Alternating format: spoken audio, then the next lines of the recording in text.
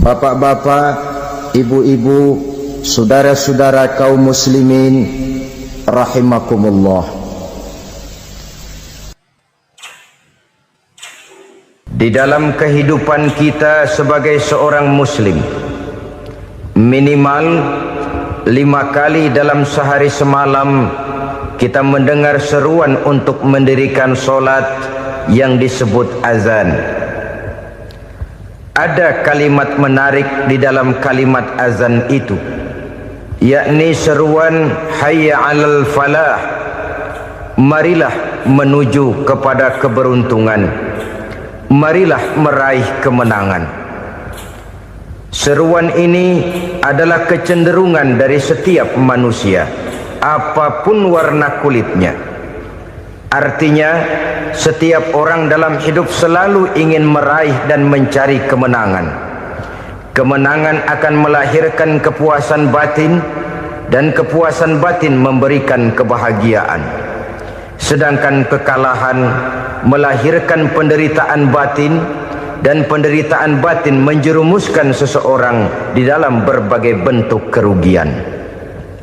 Jikalau inilah seruan azan, maka masalahnya ialah apa yang menyebabkan kita meraih kemenangan.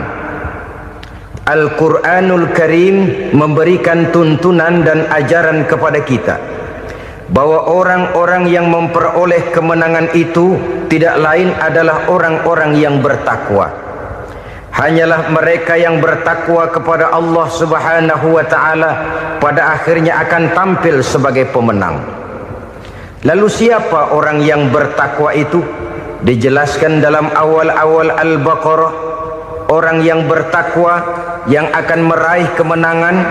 Pertama, allazina yu'minuna bil ghaib, yaitu orang-orang yang beriman kepada yang gaib, percaya bahwa ada alam yang gaib, alam yang abstrak, alam yang tidak bisa dijangkau oleh salah satu daripada panca indera kita. Mereka percaya dan beriman kepada adanya malaikat, beriman kepada adanya iblis dan jin, beriman kepada adanya alam kubur, beriman kepada adanya alam mahsyar, beriman kepada adanya alam akhirat, beriman kepada adanya surga dan neraka. Beriman bukan cuma sekedar beriman dalam ucapan bibir saja, tetapi beriman yang nilai iman itu mampu mewarnai gerak dan gaya hidupnya. Iman yang meresap sampai ke tulang sumsum, kemudian memberikan dampak positif di dalam kehidupan manusia. Alam, kita tahu, adalah sesuatu yang selain Allah, dan Allah bukanlah alam. Apapun namanya selain daripada Allah, itu adalah alam.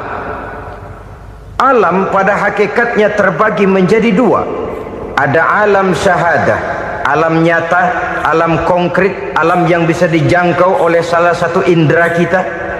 Kemudian ada alam ghaib, alam yang tidak bisa dijangkau oleh panca indera kita, alam metafisika, alam abstrak, alam yang wajib kita imani keberadaannya. Kita percaya bahwa malaikat itu ada, kita percaya kepada jin, bahwa jin itu ada, kita percaya kepada adanya iblis dan setan. Bukan percaya kepada iblis dan setannya, percaya bahwa iblis dan setan itu ada. Itu termasuk salah satu daripada sifat orang yang bertakwa kepada Allah. Saudara-saudara kaum muslimin rahimakumullah, kecenderungan pembangunan yang lebih bersifat materialistis biasanya menggeser aspek kehidupan rohani. Orang berpikir empiri, dan dalam pola pikir yang demikian maka alam gaib tidak lagi mendapat perhatian. Aspek kehidupan yang bersifat rohaniah malah mulai ditinggalkan. Akibatnya terjadilah kepincangan di dalam kehidupan kita. Pernah ada satu pengalaman pribadi dalam perjalanan kembali ke tanah air. Dalam pesawat di sebelah kanan saya duduklah seorang Jerman, namanya Heiner Simonsen. Iseng saya ajak kenalan, saya ajak ngobrol, saya tanya dia. Saya bilang, Mas Heiner ini, kalau pesawat yang kita tumpangi ini jatuh ke bawah, kira-kira apa yang bakal terjadi, Mas? Dia bilang, kita semua akan mati. Begitu? Iya. Oke. Apa itu mati? Tanya saya. Dia bilang, untuk tahu apa itu mati, kita harus tahu lebih dahulu apa itu hidup. Saya pikir nih bule bisa ngomong juga.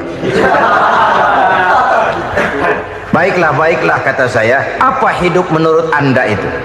Oh, hidup itu dia bilang, kalau seluruh anggota badan kita bekerja secara normal, paru-paru memompa darah secara normal, jantung berdetak secara normal, sel-sel tubuh bekerja secara fit, dan organisme tubuh hanya mau bekerja secara normal, dia bilang, kalau kita memberi makan yang cukup, menu yang teratur, dan gizi yang lengkap.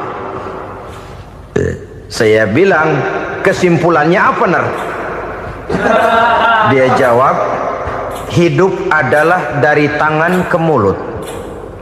Life is from the hand to the mouth, kata dia. Hidup adalah dari tangan ke mulut. Jadi masalah hidup tidak lebih daripada masalah isi perut. Orang pergi pagi, pulang sore, peras keringat, banting tulang, perut yang dibelain. Saya bilang, you are wrong. Sampean salah, Ner. Kamu orang Islam bukan? Bukan. Pantas.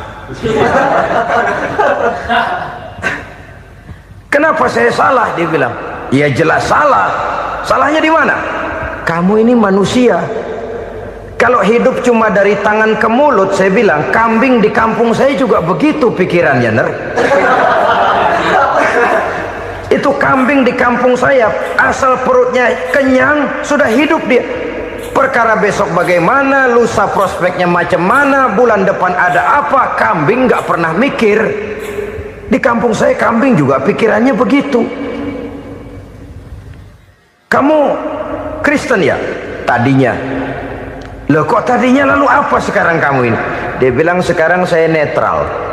Saya tidak beragama, tapi saya percaya kepada Tuhan sebagai pencipta alam. Saya ingat benar dia bilang, I haven't any religious, but I believe to God as the creator of the world. Kenapa bisa netral begitu, Ner? Habis saya bingung katanya. Islam bilang Islam baik, Kristen bilang Kristen baik, Hindu Buddha bilang Hindu Buddha baik, semua agama baik. Saya netral sekalian, nggak beragama. Yang penting saya percaya kepada Tuhan. Saya bilang, Ner, kamu ini kayak orang mau beli celana. Lalu bingung, yang satu bilang Levi's bagus, yang satu bilang Blue Jean hebat, yang satu bilang Wool England hebat. Celana ini hebat, celana itu bagus, celana ini hebat, semua celana bagus, kamu bingung. Akhirnya netral, tidak pakai celana. Itu juga salah. Saya pikir-pikir, kemudian saya melihat bahwa dua pola berpikir Heiner ini nampaknya sudah mulai menggejala di lingkungan masyarakat bangsa kita. Disadari atau tidak, secara jujur kita harus berkata, dua pola pemikiran Heiner ini mulai berkembang di tengah masyarakat bangsa kita. Pertama, pola pikir materialisme. Hidup adalah dari tangan ke mulut. Masalah hidup tidak lebih masalah isi perut. Itu yang perlu dibela, dan disitulah arti kehidupan. Pergi pagi, pulang sore, peras keringat, banting tulang untuk mempertahankan perut. Kalau sudah kemari cara orang berpikir, maka buat apa percaya kepada yang gaib? Untuk apa sholat? Untuk apa puasa? Untuk apa zakat? Untuk apa menghadiri majelis taklim? Tanpa kepercayaan kepada yang gaib, hidup berjalan menurut alur empiris dan materialis. Kalau sudah ke sana cara orang berpikir, biasanya orang lalu cenderung menghalalkan segala cara.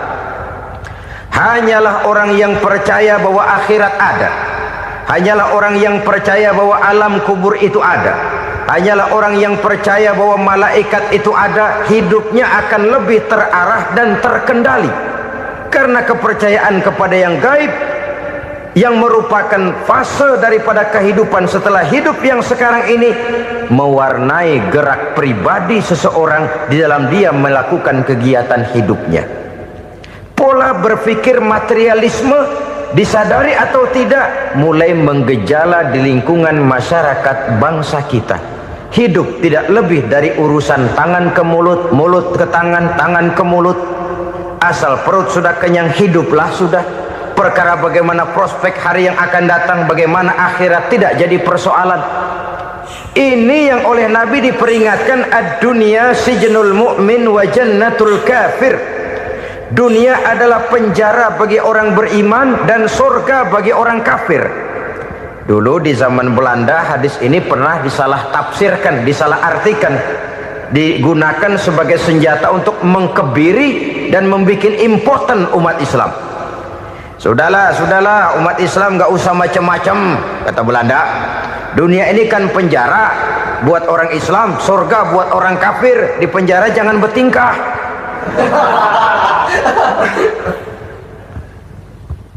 Pengertiannya tidak begitu. Dunia adalah penjara bagi orang mukmin. Artinya dalam kehidupan dunia seorang mukmin tidak bebas memperturutkan hawa nafsunya. Dipenjara hawa nafsunya. Sebaliknya surga bagi orang-orang kafir. Buat orang kafir surgalah dunia ini. Mereka bebas memperturutkan hawa nafsunya, dilarang tidak terlarang, dicegah pun tidak tercegah. Mereka hidup menurut alur bisikan nafsu mereka sendiri. Kemudian bila ajal datang, maut merenggut nyawa, selesailah surganya sampai di situ. Maka bagi orang-orang yang tidak percaya kepada adanya akhirat, kepada adanya alam gaib, surganya sebatas umurnya. Sekali lagi, surganya sebatas umurnya.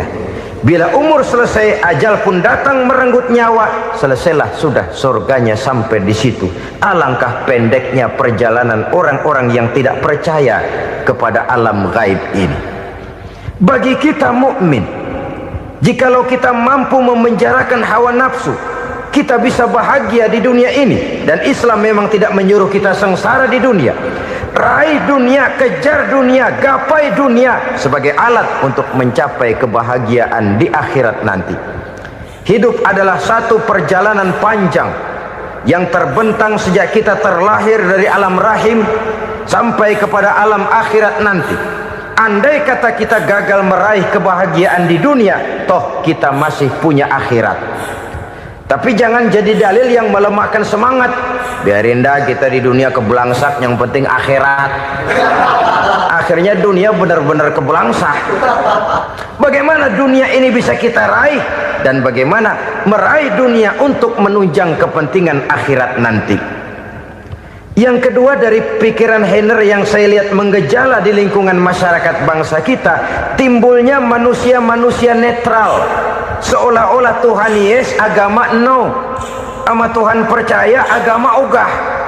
Tuhan ngangguk, giliran agama godeng. Padahal hampir dalam setiap ayat dalam Quran, kata-kata amanu biasanya bergandeng dengan wa amilus sholihat. Iman dan amal soleh. Ini sebagai isyarat Tuhan dan agama jangan pernah dipisah-pisah. Apabila kita bertuhan, maka kita harus beragama. Apabila kita beragama, maka agama itu harus bersumberkan dari Tuhan yang kita imani itu. Tidak mungkin kita pisah, Tuhan yes, agama no. Sama Tuhan percaya tapi agama bikin sendiri. Sembayangnya cukup bengong 2 jam madep ngulon.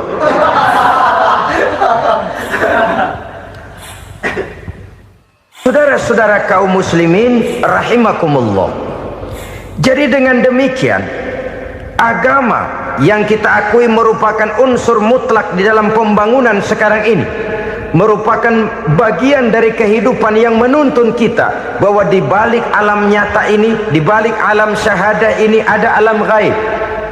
Dan mudabbir, murabbi, yang mengatur, yang menguasai, yang memelihara, baik dia alam nyata, baik dia alam gaib, tidak lain adalah Allah Subhanahu wa ta'ala. Di sana ada satu super power, satu maha kekuatan yang kita perlu bersandar kepadanya. Sebagai makhluk nyata yang hidup di alam nyata, berbuatlah secara nyata sebagaimana harusnya kita berbuat. Karena Islam jelas bukan agamanya orang pemalas. Islam jelas bukan agamanya orang yang mengajarkan setelah selesai sholat boleh duduk, nggelenggem ayam-ayam, ndelohom, menghitung bintang di langit sambil menunggu keajaiban. Tidak. Islam adalah agama yang mengajarkan apabila sholat sudah selesai kamu kerjakan, bertebaranlah di permukaan bumi, cari karunia Tuhanmu. Jangan hidup berpangku tangan menunggu keajaiban, karena hidup bukan undian. Jangan berharap untung besar tanpa mau peras keringat. Tapi di sebalik itu toh kita juga harus yakin bahwa di sisi usaha nyata yang kita lakukan ada satu super power, satu maha kekuatan gaib yang menentukan berhasil dan tidaknya usaha kita. Kepercayaan kepada hal semacam inilah yang mendorong kita untuk mempunyai sandaran vertikal, agar jikalau usaha ini berhasil, kita tidak lupa diri dan lupa daratan. Jikalau usaha ini gagal, kita tidak putus asa dan buruk sangka, tidak cupik pandangan dan sempit hati, tapi mampu melihat persoalan dengan kacamata putih sambil husnuzon kepada Allah Subhanahu wa ta'ala. Kita percaya malaikat itu ada yang namanya raqib dan atid, mengawasi gerak hidup kita sampai kepada gerak hati kita. Ini memberikan sugesti agar kita berhati-hati, tidak sejengkal tanah pun kita bisa berlindung dari pengawasan raqib dan atid. Ada munkar nakir yang akan menyoal kita di alam kubur. Ada malaikat Malik, penjaga neraka. Ada malaikat Ridwan yang menjaga surga. Kita percaya kepada adanya jin, kita percaya kepada adanya setan, iblis. Percaya kepada adanya, bukan mempercayai si setan, si iblis lalu menjadikannya sebagai teman. Tidak. Percaya bahwa mereka itu ada dan merupakan makhluk Allah yang gaib, yang diciptakan Allah Azza wa Jalla. Kepercayaan kepada alam gaib memberikan motivasi terhadap gerak lahir manusia, sehingga dengan motivasi kepercayaan kepada yang gaib, gerak lahir jadi lebih terarah, jadi lebih terpelihara. Pernah seseorang bertanya, "Pak, apakah adanya akhirat bisa dibuktikan secara ilmiah?" Saya bilang tidak bisa, tidak bisa. Kenapa? Karena yang berangkat nggak pernah pulang kemari lagi. Kalau dia pulang kemari bisa kita tanya bagaimana enak di sono. Cuma secara moral saya katakan, lebih beruntung orang yang percaya kepada akhirat daripada yang tidak. Sekarang saudara percaya akhirat ada, lalu saudara baik-baik di dunia, sholat, puasa, zakat, menolong orang lain, menebarkan kebajikan. Saudara mati, andai kata akhirat tidak ada, toh dalam hidup saudara sudah berbuat baik, paling tidak nama saudara akan dikenang sebagai orang baik. Sebaliknya, saudara percaya, kata saya, bahwa akhirat tidak ada, lalu hidup semau-maunya, tenggelam dalam maksiat dan munkarat, menentang Allah, tidak mau ruku dan sujud, lalu saudara mati, kemudian akhirat ada, ayo mau apa? Bekal tidak punya. Jadi secara moral lebih beruntung orang yang percaya kepada adanya akhirat daripada yang tidak percaya. Dan itu alam gaib yang tidak bisa dibuktikan secara eksat. Jangankan untuk membuktikan seperti itu, dalam kehidupan sehari-hari saja yang kita rasakan tidak selalu berbentuk toh. Angin, bagaimana sih bentuknya angin? Kita tidak tahu. Merah, artinya kalau dikerok merah. Yang merah itu kulit, yang kulit kita bukan anginnya. Sakit, rasa sakit itu ada, tapi bagaimana bentuk sakit kita nggak pernah tahu. Kalau kita makan cabai pedas, bagaimana bentuk pedas itu tidak ada, tapi rasa ada. Bentuk pedas hijau, cabenya bukan pedasnya. Tidak semua yang kita rasakan bisa kita gambarkan dalam bentuk yang konkret. Oleh karena itu, sekali lagi bahwa kepercayaan kepada alam yang gaib mampu memberikan satu sugesti yang menata kehidupan seseorang lebih lurus, lebih terarah, dan lebih terkendali. Maka wajar kalau kepercayaan kepada yang gaib mengantarkan seseorang untuk meraih kemenangan. Kenapa? Dia percaya kepada yang gaib, bahwa akhirat ada, bahwa alam kubur ada, bahwa pertanggungan jawab itu ada. Maka dia lalu tidak hidup saenae udele dewe, itu loh. Tidak hidup menurut seleranya sendiri, terarah, teratur. Ini cirinya yang pertama. Orang bertakwa yang akan meraih kemenangan, mereka beriman, mereka percaya kepada yang gaib. Bahkan hal-hal konkret saja selalu berangkat dari yang gaib. Saudara-saudara, para remaja, para pemuda sekarang ini tidak pernah tahu toh siapa yang akan jadi teman hidup saudara. Kita bisa saja ngerancang, mentargetkan, tapi toh akhirnya yang namanya jodoh bukan kekuasaan kita. Rezeki di luar kemampuan kita. Begitu juga ajal, maut, jodoh, ajal adalah contoh-contoh konkret bahwa pada akhirnya yang gaiblah yang menentukan. Bertahun-tahun ngelancong, emang jodoh seret nggak jadi.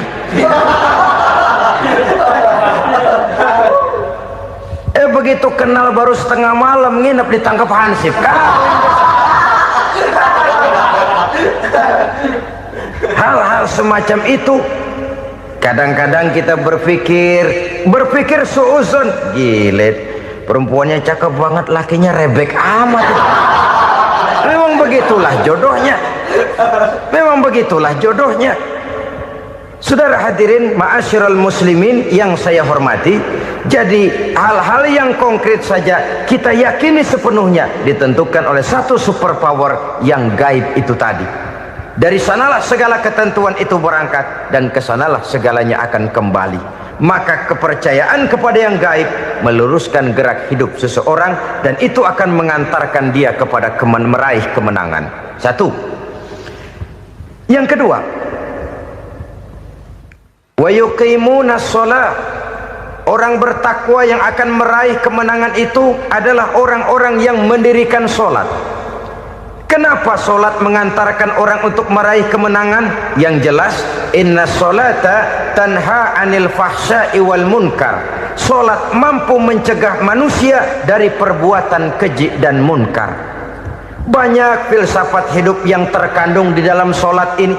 Sejak kita wudhu sampai kita menghadap ke arah kiblat, sampai kita melakukan gerak-gerak sholat, bacaan-bacaan yang ada di dalam sholat, lalu sampai kepada mengucapkan salam. Banyak filsafat hidup yang terkandung di dalam sholat.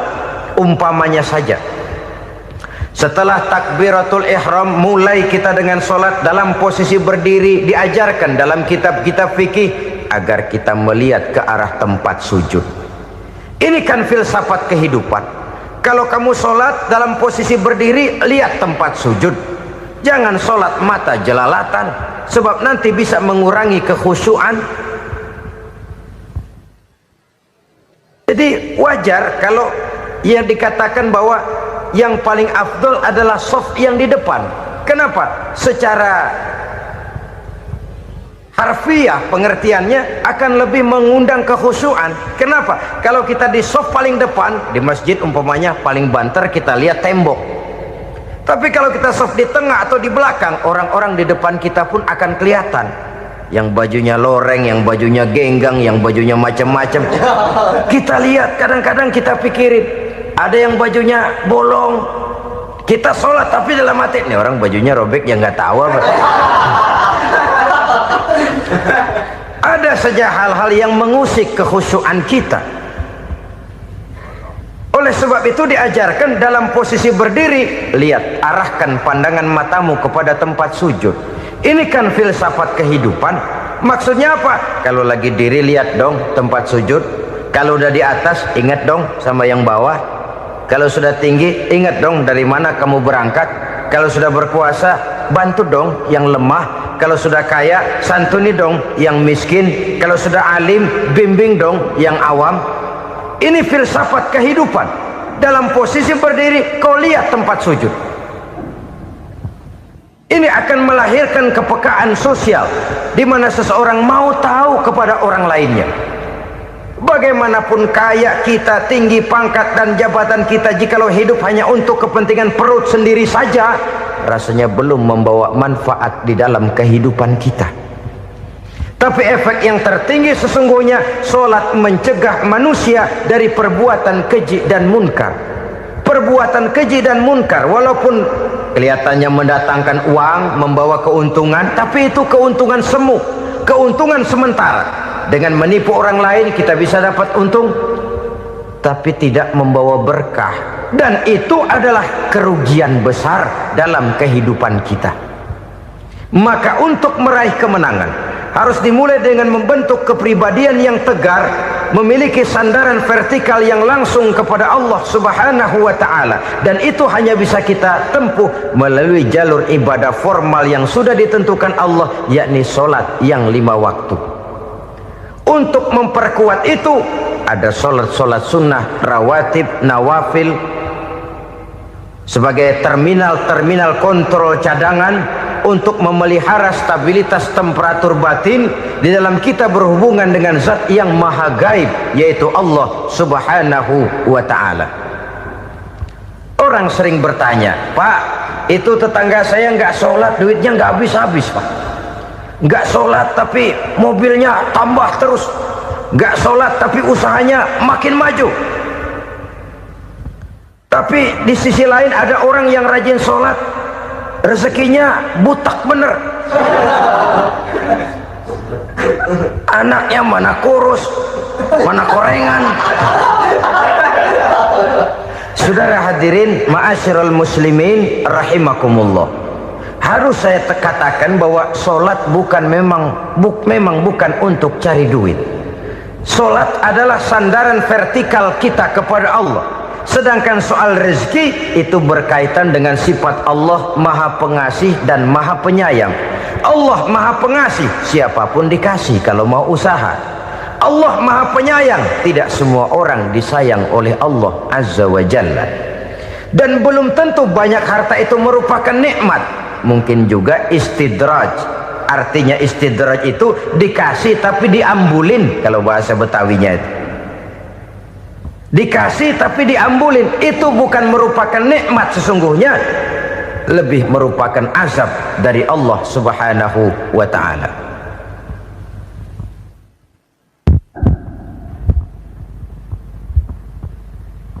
Agama mempunyai sistem solat, dan kita umat Islam telah dituntun oleh Allah Subhanahu wa ta'ala yang wajibnya 5 kali dalam sehari semalam mendirikan solat, dan itu tentu berada dalam jangkauan kemampuan manusia.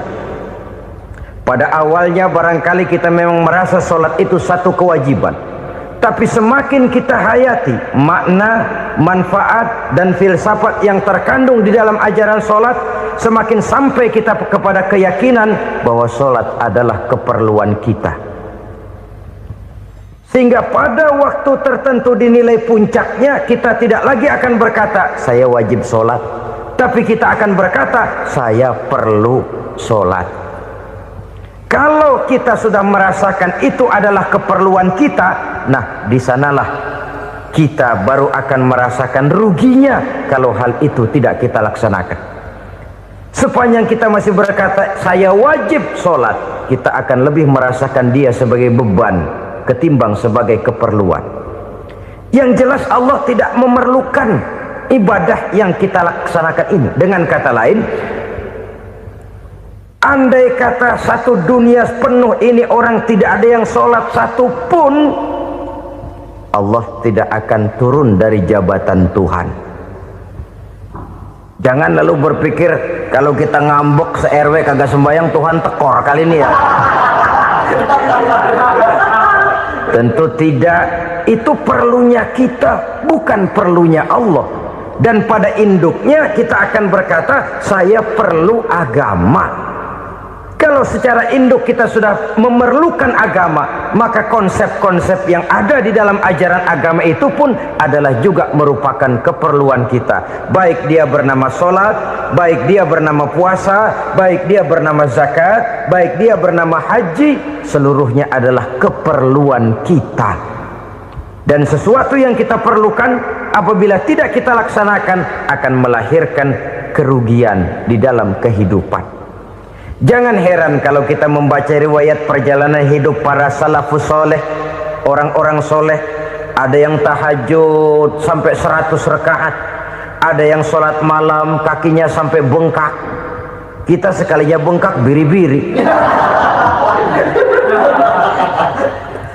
Ada yang sholat membaca surah dalam Al-Quran sampai khotam Quran. Kok mau? Mereka sudah merasakan itu keperluan. Itu saja soalnya. Satu saat pun jikalau kita merasa bahwa itu keperluan saya, kita pun akan melaksanakan seperti itu. Keperluan saya dalam kehidupan. Inilah yang kedua. Yang ketiga, orang bertakwa yang akan meraih kemenangan itu, wa mimma razaqnahum yunfikun. Mereka membelanjakan sebagian daripada rezeki yang diberikan Allah kepada mereka. Mereka infakkan di jalan Allah. Ada satu dialog menarik.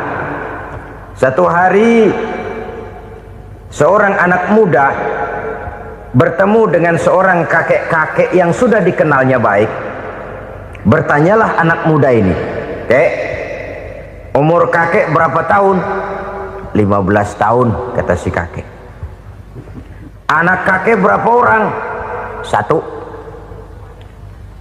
"Harta kakek berapa banyak?" 15 juta. Si anak muda ini bengong, lalu protes, "Kok kakek bohongin saya?" "Kenapa?"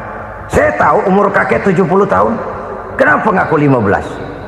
Saya tahu anak kakek 5. Kenapa bilang 1? Saya tahu kakek miliuner, miliaran uang kakek. Kenapa ngaku cuma 15 juta? Begini, kata si kakek tadi. Benar, umur saya 70 tahun. Tapi dari umur yang 70 tahun itu baru 15 tahun terakhir ini saya merasakan ibadah kepada Allah. Meninggalkan maksiat, jauh dari segala macam munkarat. Maka yang 15 tahun inilah yang benar-benar saya rasakan sebagai umur saya. Benar anak saya 5, tapi yang 4 susah diatur. Cuman 1 rasanya nih yang bakal jadi si buah hati belahan jantung berlanjut cerita penerus sejarah. Cuma 1 ini yang saya harapkan, yang akan jadi anak soleh, yang akan membuat saya menerima pensiunan pahala. Kalau yang 4 apek dah, nggak ada harapan. Yang 1 nyekek botol melulu. Oh begitu, iya.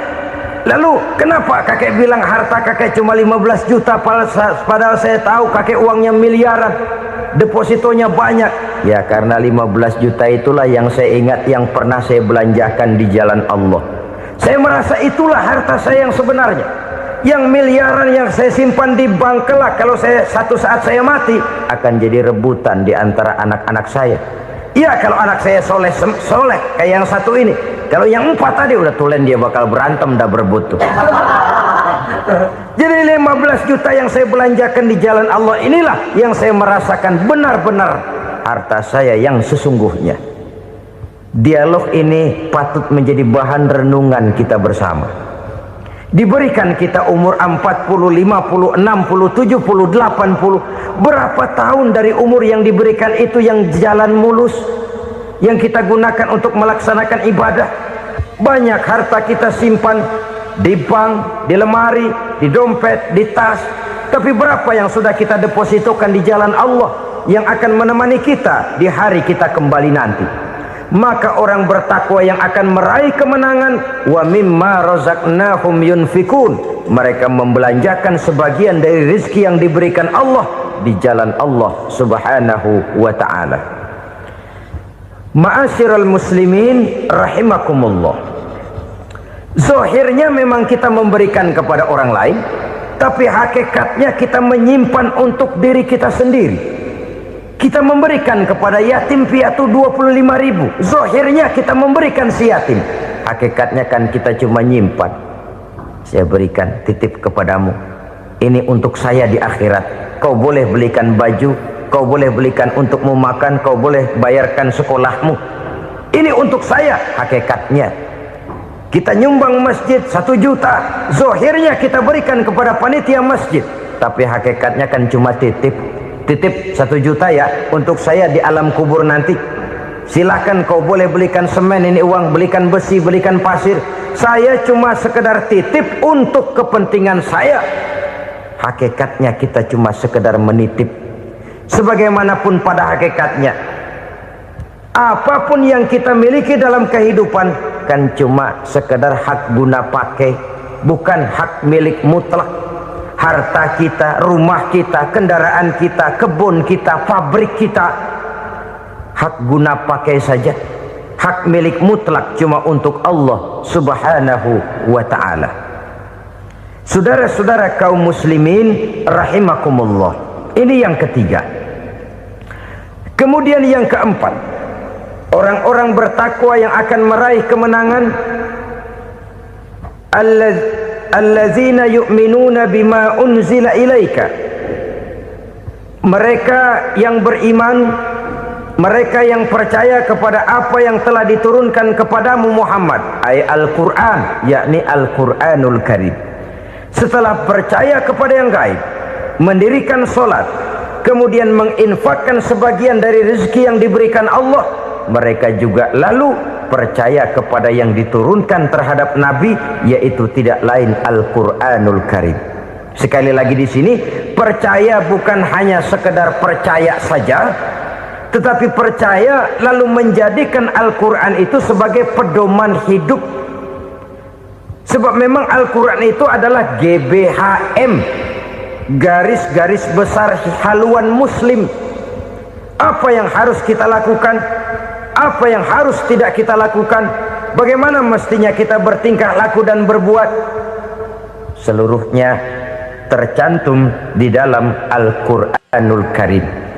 Itu sebabnya ketika satu hari Aisyah ditanya bagaimana akhlak Rasul, beliau menjawab, kana Rasulullah sallallahu alaihi wasallam khuluquhul Quran. Akhlak daripada Rasulullah tidak lain adalah Al-Quran. Jawaban simpel ini memberikan gambaran bahwa keseluruhan daripada konsepsi Quran sudah diterjemahkan dalam kehidupan Rasulullah sallallahu alaihi wasallam. Karena kita tahu akhlak adalah keseluruhan dari gerak hidup manusia, sejak ia berpribadi, berumah tangga, bertetangga, bermasyarakat, sampai kepada berbangsa dan bernegara. Al-Quran tetap memberikan sentuhan nilainya. Oleh karenanya, orang-orang yang bertakwa adalah orang-orang yang menjadikan Al-Quran sebagai pedoman dalam kehidupannya. Dan kita yakini Al-Quran diturunkan kepada Nabi Muhammad bukan merupakan produk Nabi Muhammad. Isi dan redaksinya langsung dari Allah subhanahu wa ta'ala. Kemudian cirinya yang kelima, orang bertakwa yang akan meraih kemenangan itu, wa ma unzila min qablika. Tidak hanya sekedar percaya kepada yang diturunkan terhadap Nabi Muhammad, yaitu Al-Quran, mereka juga percaya kepada apa yang pernah diturunkan kepada para nabi, kepada para rasul sebelum Nabi Muhammad. Percaya kepada adanya suhuf, percaya kepada adanya Taurat, percaya kepada adanya Injil, percaya bahwa Allah dahulunya sudah menurunkan Taurat kepada Musa, percaya bahwa Allah sudah menurunkan Injil kepada Isa, percaya Injil ada, Taurat ada, diturunkan Allah untuk Isa dan Musa, tetapi tidak wajib mengamalkannya karena kita sudah diberikan Al-Quranul Karim. Ini yang perlu saya garis bawahi. Kita percaya Allah telah menurunkan Injil dahulu kepada Isa. Kita percaya bahwa Allah telah menurunkan Taurat dahulunya kepada Nabi Musa. Kadang-kadang ini dijadikan dalih, dikacaukan pengertiannya. Quran saja mengajarkan bahwa orang yang bertakwa harus percaya kepada Injil, maka pakailah Injil. Apalagi kalau ayat sebelumnya ditilap, dihapus, dihilangkan, Injilnya yang ditekankan, maka akan terjadilah penekanan yang salah arah. Karena salah arah akhirnya bisa merusak dan menghancurkan akidah. Ketika Rasul suatu saat pernah ditanya orang, "Ya Rasul, bagaimana sikap kita sebagai muslim terhadap Injil yang ada sekarang?" Beliau menjawab, "La tukadzibuhu jami'an wa la tusaddiquhu jami'an." Jangan didustakan seluruhnya, jangan juga dibenarkan semuanya. Artinya, ini sudah merupakan gambaran dari Rasul bahwa dalam Injil yang ada sekarang masih ada ajaran-ajaran tauhid yang dibawa oleh Nabi Isa dan diajarkan kepada umatnya. Tapi juga dalam Injil yang sekarang ini sudah terkena intervensi dan investasi manusiawi. Karena itu Rasul menyimpulkan, la tukadzibuhu jami'an wa la tusaddiquhu jami'an. Jangan didustakan semua, jangan dibenarkan seluruhnya. Kita memang percaya Allah telah menurunkan Injil kepada Nabi Isa dulu, tapi kita tidak wajib mengamalkan Injil. Kita percaya Allah telah menurunkan Taurat kepada Nabi Musa, tapi kita tidak wajib mengamalkan kitab ajaran Taurat. Yang wajib kita percayai dan kita amalkan hanyalah Al-Quranul Karim. Kenapa? Oleh karena baik yang ada di dalam Taurat, baik yang ada di dalam Injil, tentu tercakup di dalam Al-Quran sebagai kitab terakhir yang diturunkan oleh Allah Subhanahu wa ta'ala. Dan itu wajar. Kalau seorang pejabat mau mengeluarkan satu keputusan baru, tentu dia harus meninjau keputusan-keputusan lama. Andai kata dianggap tidak berlaku, dianggap tidak relevan lagi, maka keputusan-keputusan lama itu tentu sudah dianggap tidak berlaku. Sebagian daripada aturan-aturan dalam keputusan lama yang masih dianggap relevan tercantum dalam keputusan baru yang wajib diamalkan. Begitulah hubungannya antara Al-Quran, Taurat, Zabur, dan Injil. 4 kitab samawi yang diturunkan Allah masing-masing kepada Zabur untuk Nabi Daud, Taurat untuk Nabi Musa, dan Injil untuk Nabi Isa alaihi wassalatu wassalam. Ketiga-tiga kitab itu kita percayai adanya. Kita yakini Allah telah menurunkan Zabur, Taurat, dan Injil, tapi kita tidak wajib mengamalkannya. Yang wajib kita mengamalkannya sekarang ini tidak lain hanyalah Al-Quranul Karim saja, karena ia mencakup apa yang ada di dalam Zabur, apa yang ada di dalam Taurat, dan apa yang ada di dalam Injil. Keotentikannya bisa dipertanggungjawabkan. Ya, tapi kan Nabi Muhammad sudah mati 14 abad yang lalu, dan di zaman beliau Al-Quran kan belum dikodifikasikan, belum ditulis. Bagaimana keotentikannya bisa dipertanggungjawabkan? Mudah saja. Allah berjanji, "Inna nahnu nazzalna dzikra wa inna lahu lahafizun." Kami yang menurunkan Al-Quran dan kami yang akan menjaga dan memeliharanya. Allah turunkan Quran, Allah menjaganya. Bagaimana cara Allah menjaga Al-Quran itu? Banyaknya orang-orang yang hafaz Al-Quran. Hafaz Al-Quran 30 juz, 114 surah, 6.666 ayat. Sehingga jangankan satu kata, jangankan satu ayat, satu kalimat saja berubah sudah akan timbul reaksi dan mudah dimengerti. Kenapa? Banyak orang-orang yang hafaz Al-Quran. Sedangkan pada setiap akhir tahun biasanya malaikat Jibril selalu mengadakan checking terhadap ayat-ayat yang diturunkan pada waktu itu. Di zaman Nabi sendiri sudah ada usaha kodifikasi. Dan yang lebih luar biasa lagi, sampai hari ini tidak seorang pun mampu membuat satu ayat saja semacam Al-Quran. Ke bahasa manapun dia diterjemahkan, naskah aslinya tetap ikut, rujukan dasarnya tetap ada. Berdasarkan itu, maka tidak mungkin terjadi penyelewengan terhadap atau pemalsuan terhadap ayat-ayat Al-Quranul Karim. Kesuciannya, keotentikannya, kemurniannya bisa dipertanggungjawabkan. Ma'asyiral muslimin rahimakumullah.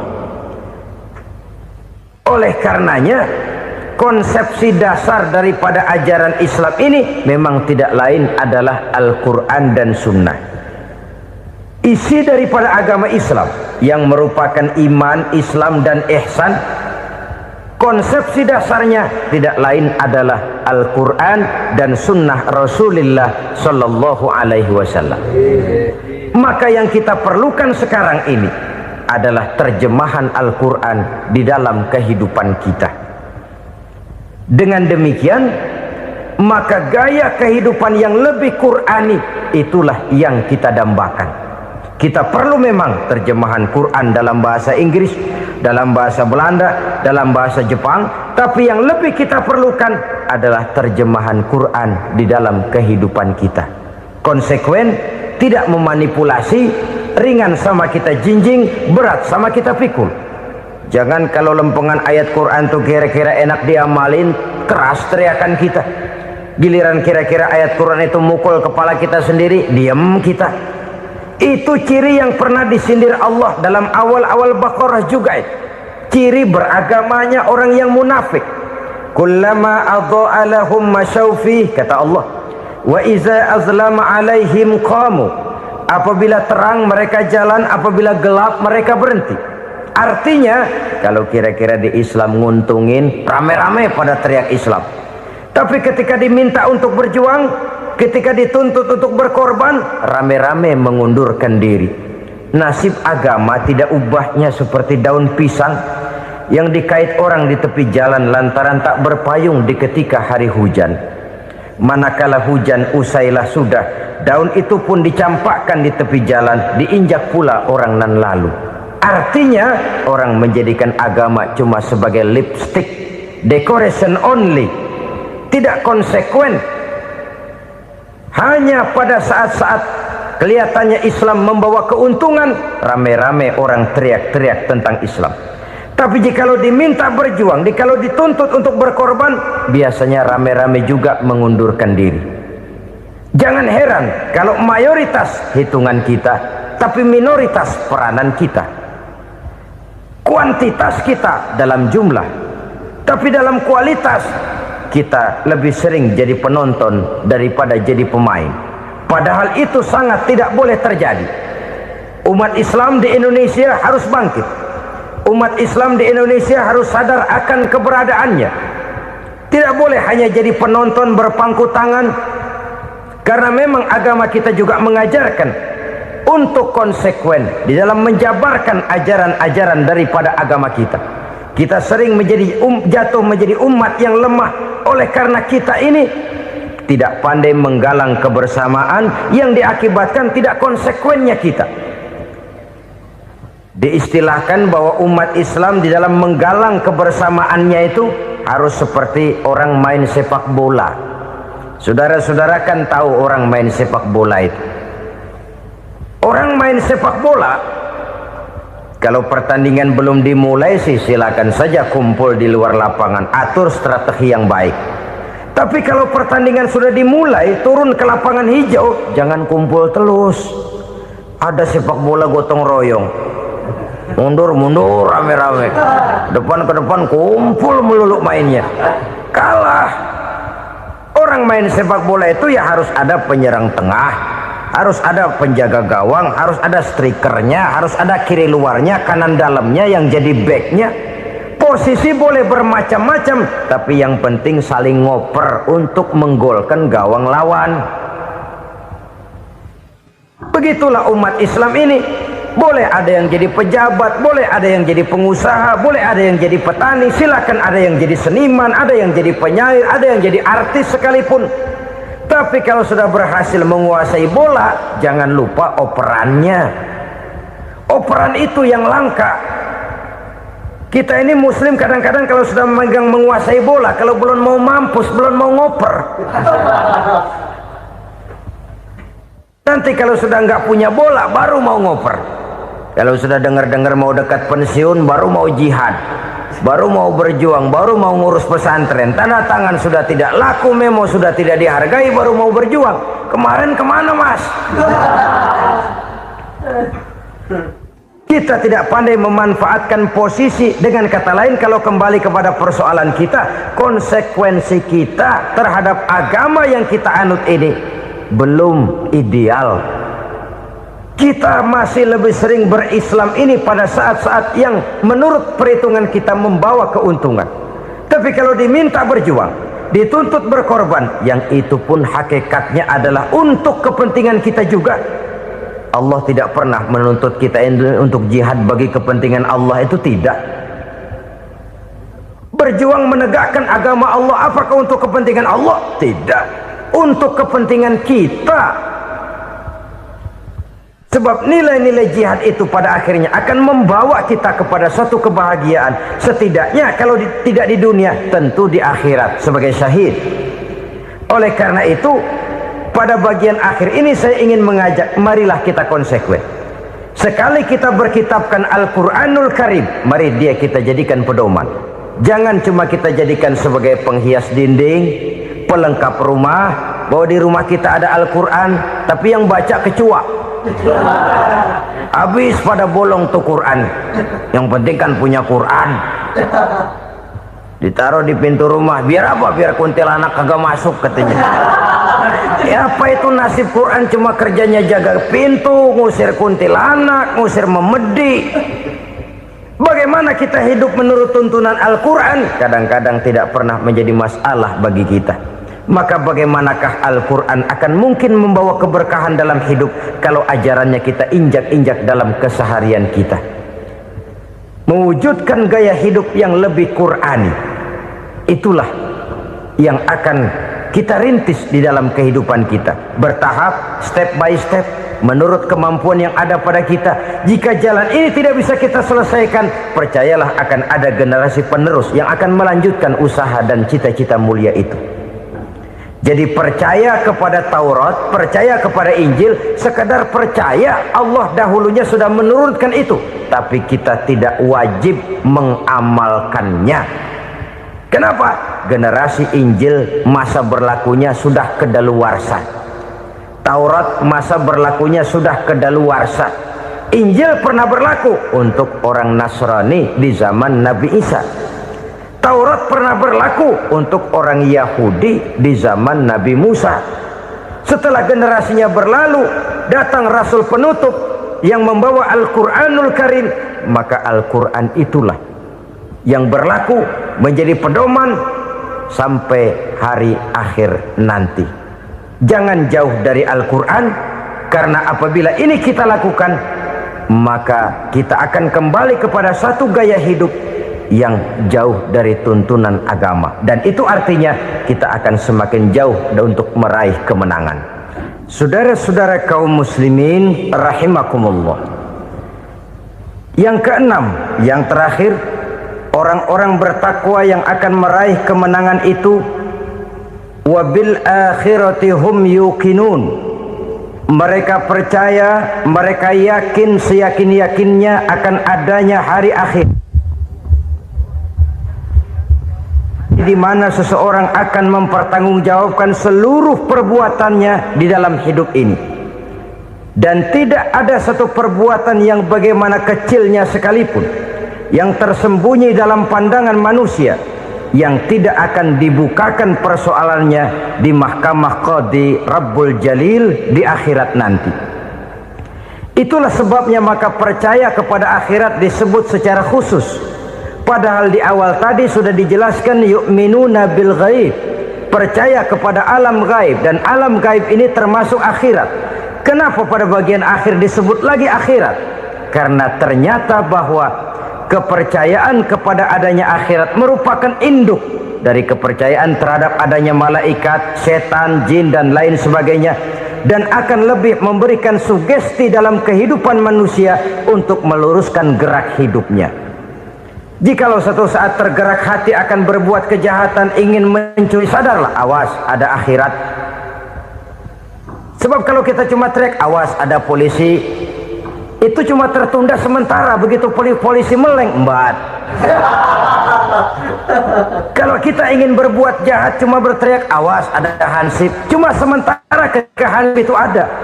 Tapi kalau ceritanya awas ada akhirat, mau menyeleweng awas ada akhirat, mau berjudi awas ada akhirat, mau mencuri awas ada akhirat. Keyakinan yang akan meluruskan gerak hidup manusia sehingga gerak itu jadi lebih terarah dan terkontrol, tidak merugikan baik diri sendiri, lebih-lebih orang lain. Ternyata bahwa kepercayaan kepadanya adanya hari akhirat sanggup menjadi sumber daya kontrol dari kehidupan manusia, sehingga ia tidak terjebak dalam perbuatan maksiat dan munkarat. Saudara-saudara kaum muslimin, inilah saja yang kita bicarakan pada pertemuan kali ini.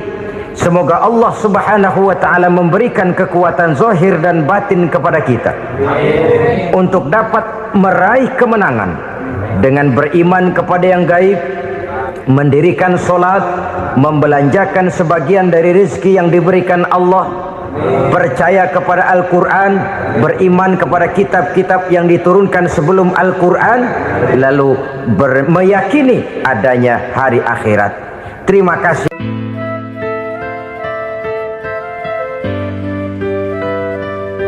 Bapak, ibu-ibu, saudara-saudara kaum muslimin rahimakumullah. Kita menyaksikan peristiwa-peristiwa yang memilukan dan memalukan. PHK terjadi di mana-mana. Pengangguran meningkat, harga-harga membumbung tinggi, daya beli rakyat semakin lemah. Sementara di bidang politik, kejadian-kejadian memberikan indikasi bahwa persatuan dan kesatuan kita sebagai bangsa dewasa ini tengah berada dalam ujian yang berat. Pada jumpa kita kali ini, tanpa bermaksud untuk mencari kambing hitam dari bencana yang kita hadapi, saya ingin menyampaikan sebuah hadis yang diriwayatkan oleh Imam At-Tabarani dari Ibnu Abbas, bahwa Rasulullah sallallahu alaihi wasallam bersabda, khamsun bi khamsin, ada 5 perkara yang dapat menimbulkan 5 macam bencana. Mari kita renungi hadis ini satu demi satu sebagai bahan introspeksi buat kita semua dalam menghadapi bencana yang tengah berlaku sekarang ini. Yang pertama, ma naqasa qaumul ahda illa sullita alaihim aduwwuhum. Apabila suatu kaum sudah mengingkari janjinya, maka mereka pun akan dikuasai oleh musuh-musuh mereka. Sederhana saja nampak kalimat dalam hadis ini. Apabila orang sudah mengingkari janji, mereka akan dikuasai oleh musuh-musuh mereka sendiri. Dan musuh kita yang paling utama saat ini adalah kemiskinan dan kebodohan. Kenapa itu terjadi? Karena kita mengingkari janji kita sendiri. Di saat awal-awal berdirinya Orde Baru, kita pernah berjanji untuk melaksanakan Pancasila dan Undang-Undang Dasar 45 secara murni dan konsekuen. Kita berjanji bahwa kita akan menegakkan pemerintah yang bersih dan berwibawa. Itu semua pada permulaannya. Waktu demi waktu berjalan, kita lupa dengan janji yang kita ucapkan itu. Ketuhanan yang Maha Esa kita ucapkan, tapi kesetanan yang luar biasa yang kita lakukan. Kemanusiaan yang adil dan beradab yang kita dengungkan, tetapi kemanusiaan zalim dan biadab yang kita praktekkan.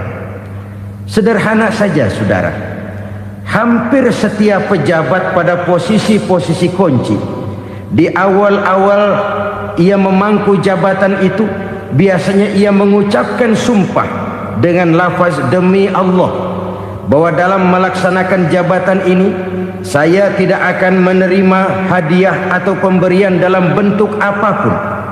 Itu pada permulaannya. Lama-lama rupanya hadiah itu asik juga, mulai diterima. Lama-lama dirasa kurang, mulai menagih.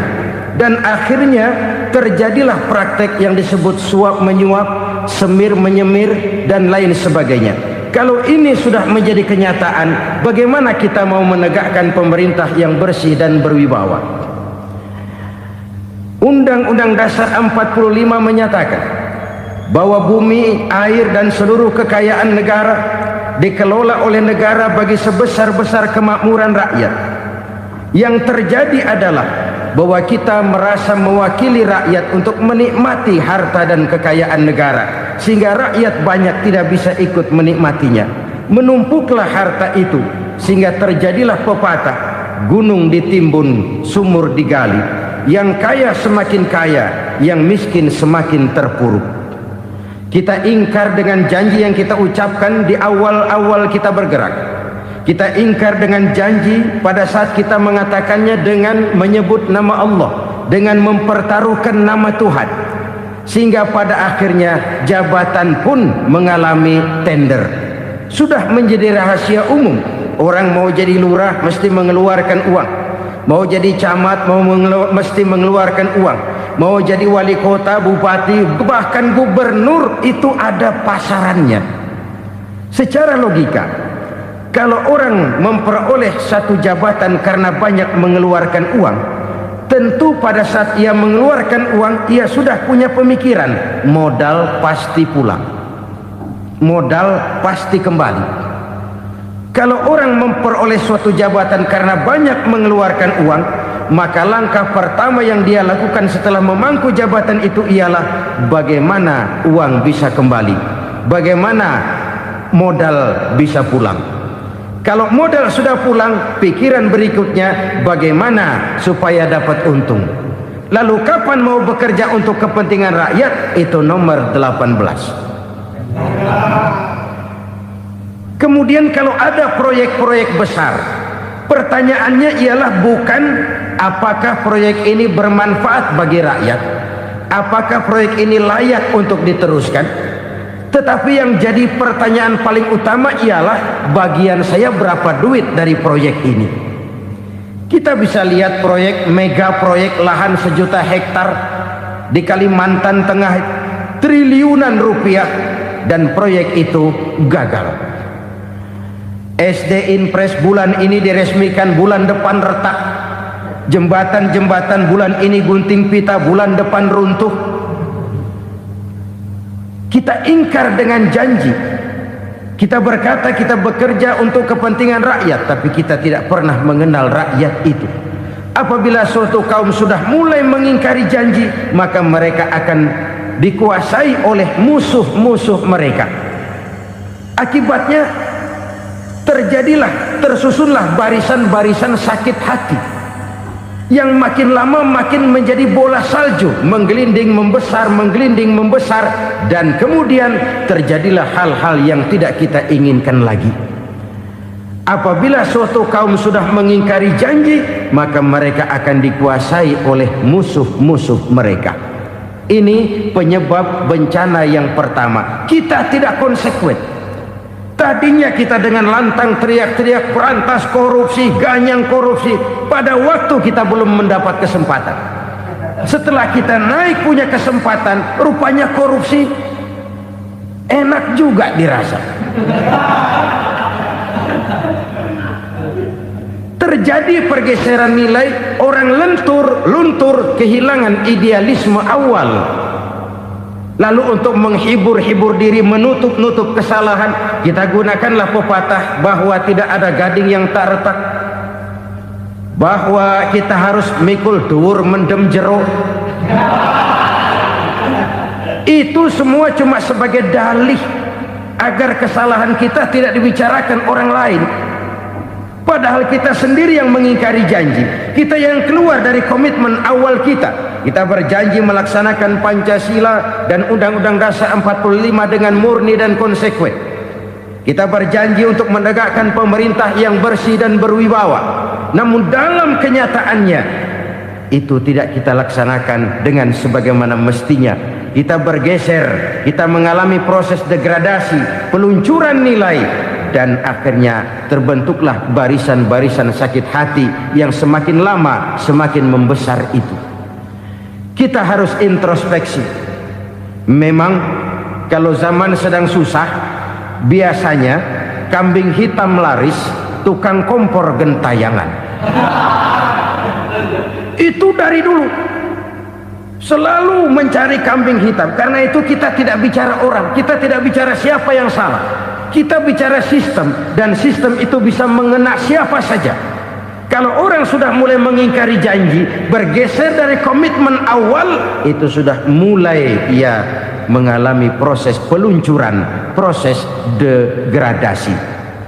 Ini penyebab yang pertama. Kita tidak lagi konsekuen bahwa bumi, air, sumber daya alam adalah milik negara, dikuasai oleh negara, digunakan bagi sebesar-besar kemakmuran rakyat.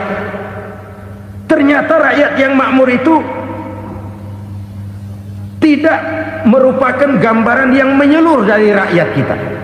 Undang-undang dasar kita menganut ekonomi kekeluargaan, tapi yang kita praktekkan adalah ekonomi keluarga.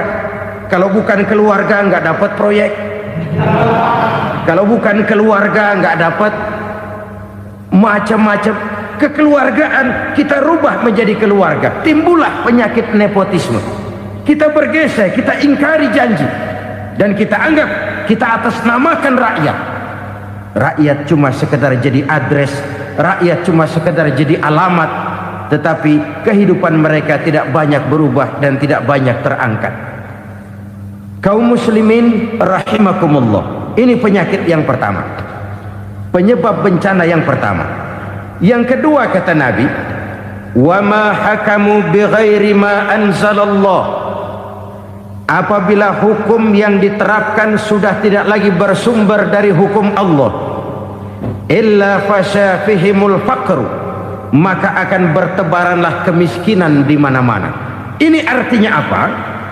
Apabila hukum tinggal sebuah stempel, apabila hukum sudah diatur menurut kepentingan, apabila hukum sudah tidak lagi ditegakkan secara adil, maka kemiskinan merambah di mana-mana.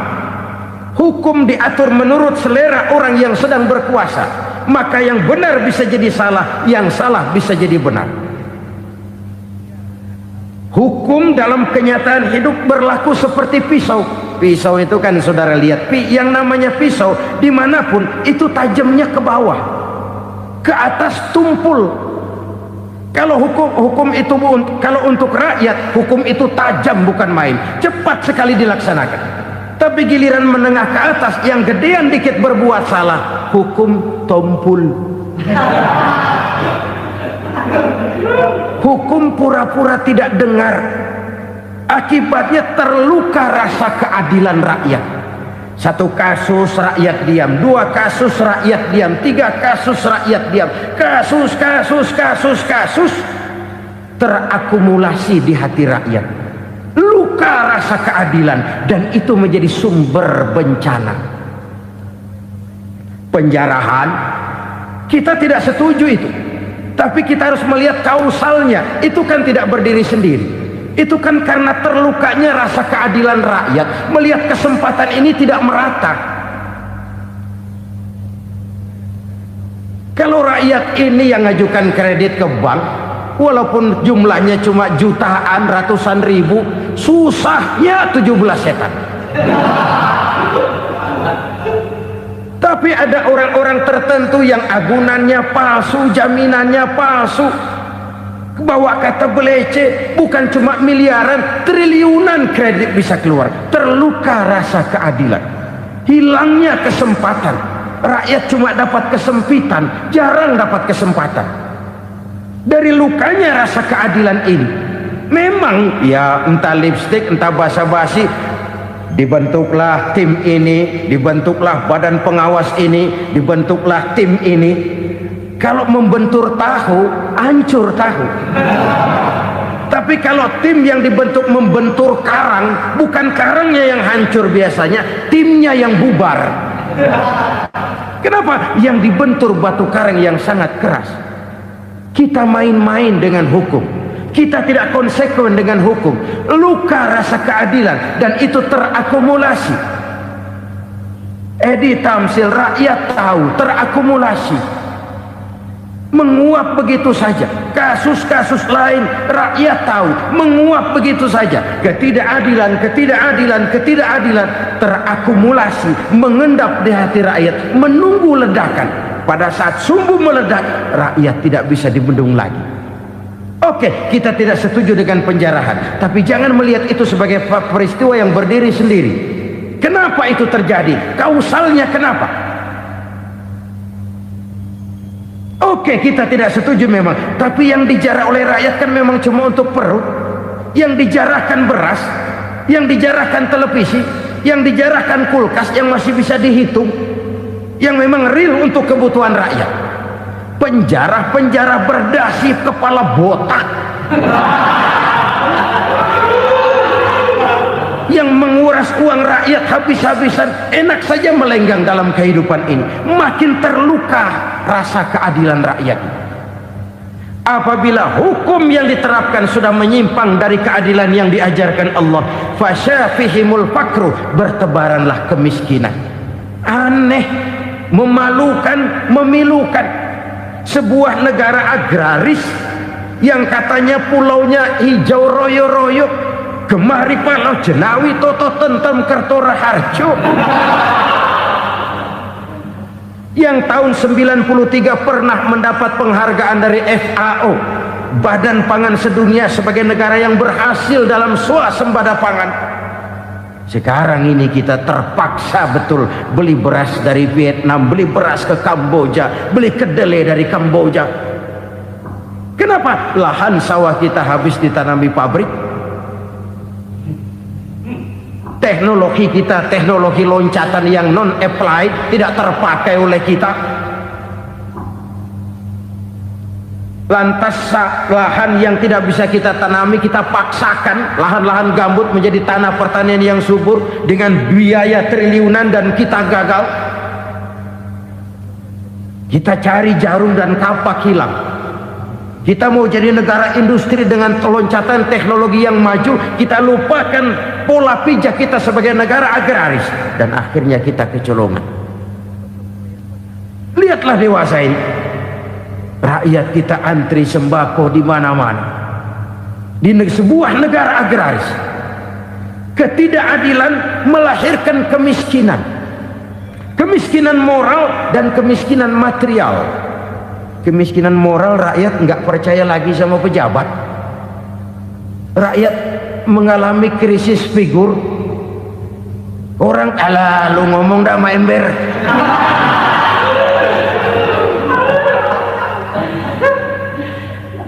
Penataran yang menghabiskan biaya miliaran itu melahirkan pejabat-pejabat korup.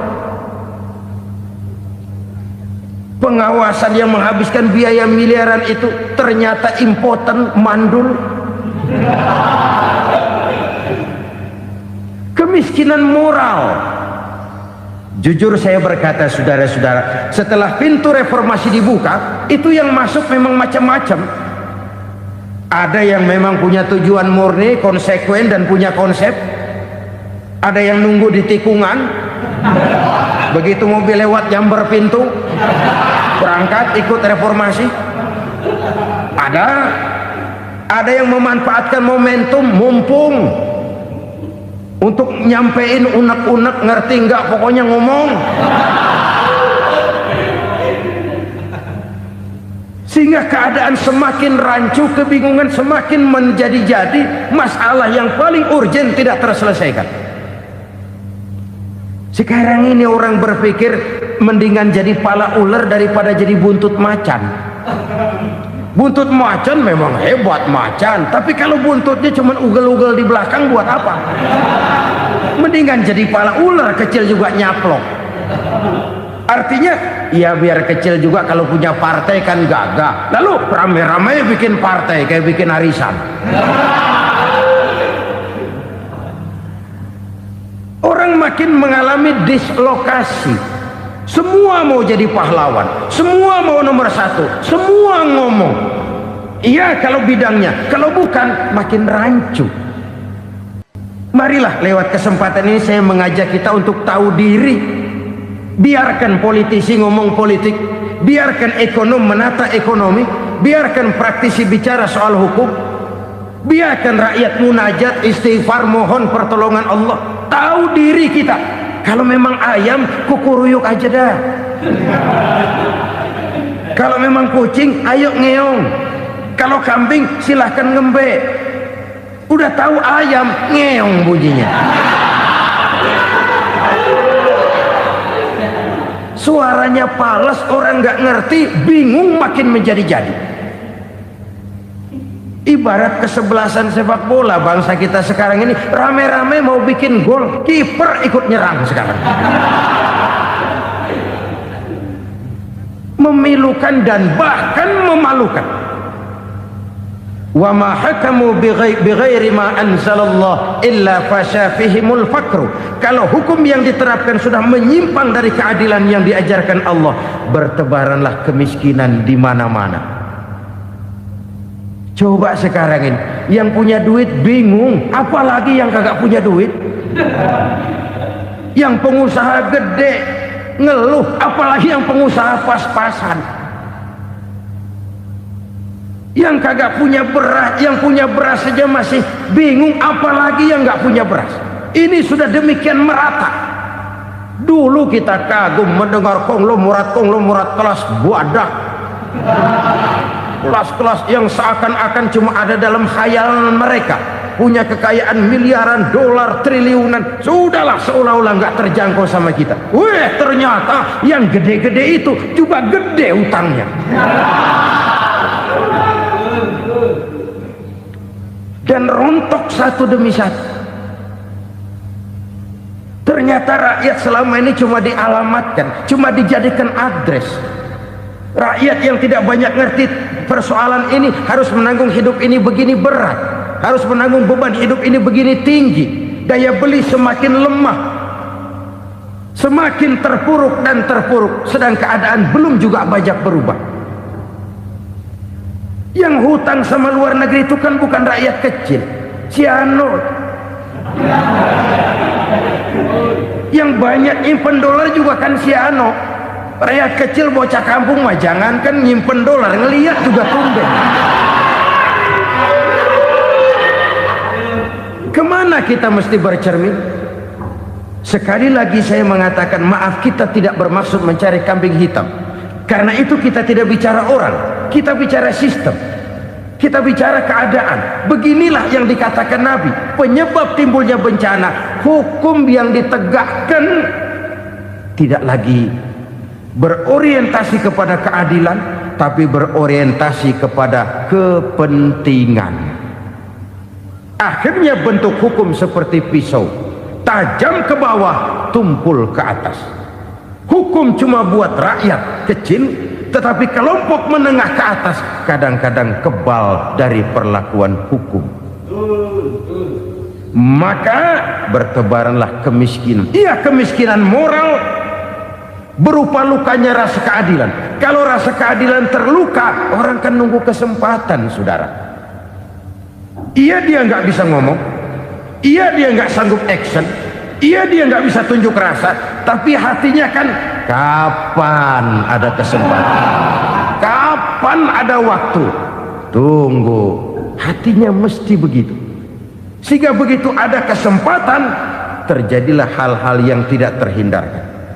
Dan itu ekses, bukan reformasi. Jangan seperti sebuah dialog saya dengan seorang abang beca. Saya bertanya, bang, ya, abang tahu nggak reformasi? Tahu. Ustadz, apa? Pembakaran. terus penjarahan, lalu perkosaan. Itu reformasi, itu yang saya lihat. Nah, itu yang dia lihat.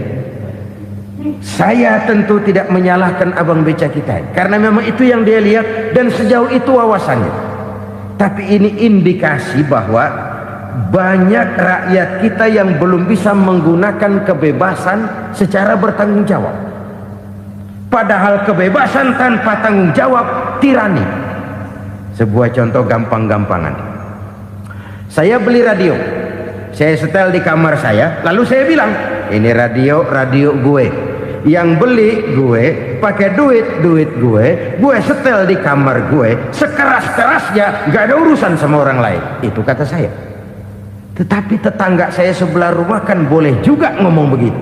Kata tetangga saya, ini mata gue, yang ngantuk gue tidur di kamar gue, kenapa suara radio lu nyampe kemari? Artinya apa ini? Kebebasan saya nyetel radio dibatasi oleh kebebasan tetangga saya yang mau tidur.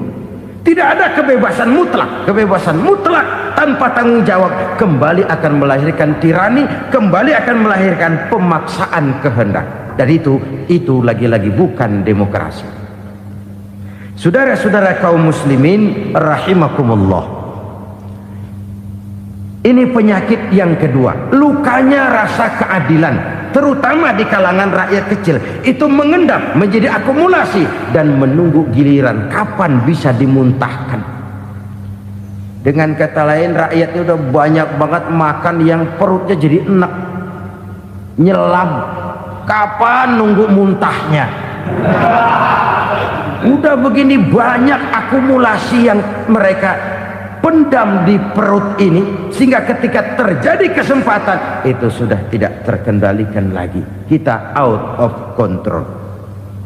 Saya tidak mentolerir sikap-sikap kekerasan. Bahkan saya lebih cenderung bahwa kalau di rumah kita banyak tikusnya saja racuni, jangan rumah dibakar. Bahwa ada korupsi, iya. Ada kolusi, memang.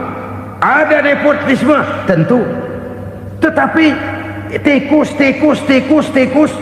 tikusnya saja racuni, jangan rumah dibakar. Masa mau ngusir tikus bakar rumah? Tikusnya lari, tikusnya selamat, rumahnya ewes-ewes.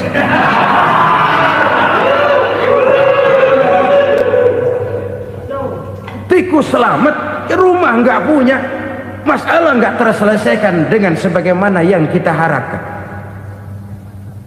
Kita sepakat ini negara hukum, dan di hadapan hukum semua manusia itu sama. Itu prinsip yang diajarkan Allah.